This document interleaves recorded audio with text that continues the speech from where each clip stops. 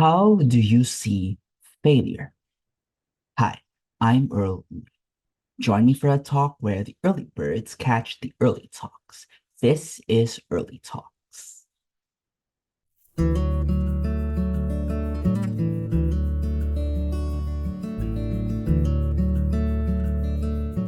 Just like success, failure is relative.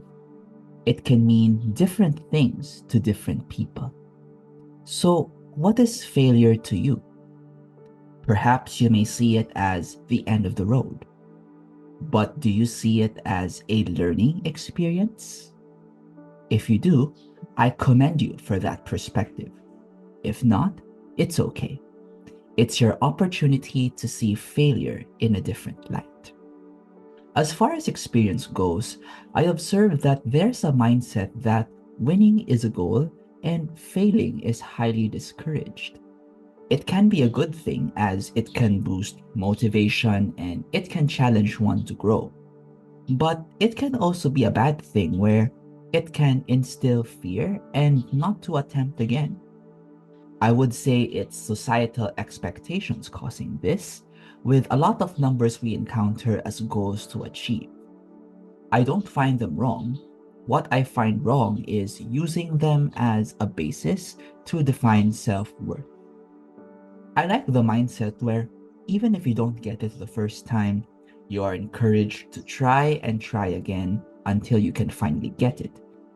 That process makes you know where you went wrong, what should be done right, and how to execute it right. And when you get it, you feel accomplished and fulfilled. And you realize that you learned things along the way and you have become a better person. That is why I like learning experience as a way to reframe failure. We all go through failure. We wouldn't experience success if we haven't gone through failure. The lessons we learn from failure are the keys to success. In a blog article by writer Madeline Miles, she shared her experiences of failure. As a kid, she tried playing instruments, all with mediocre at best results. She tried sports, but wasn't very good at them. As an adult, she didn't get the dream job she wanted. She was rejected from a graduate school program she wanted to attend. She pitched a chapbook to dozens of publishers only to get rejection letters. She had ideas for ways to do things at work, but didn't work out. Even some of her relationships and friendships failed. She also shared her personal learnings, and I quote, "But along the way, I learned. I learned from my mistakes. I learned what my strengths were. I learned where I wanted to take my career. I learned that failures don't define me. I learned that in order to succeed, I needed to fail. And I learned that it's possible to get better at something even after you've failed. When you experience a failure, you can feel it in your gut. You may think to yourself, I'm never coming back from this. Your confidence and self-esteem can take a hit. You might not want to try something new again. It took Thomas Edison 10,000 attempts to perfect the light bulb. Arianna Huffington, an author, was rejected by 36 publishers. Bill Gates' first company was a complete disaster.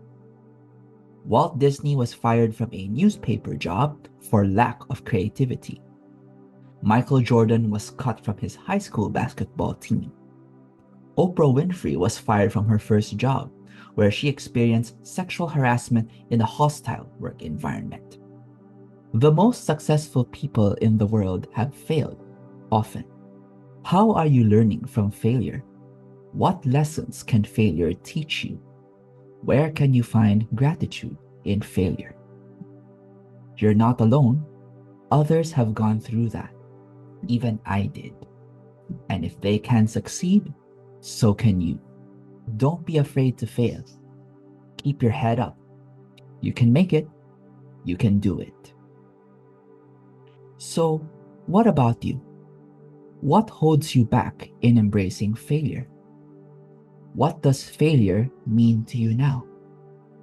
How can you use failure as a key to success? Thanks for joining me. Until next time, I'm Earl Uy, and this has been Early Talks.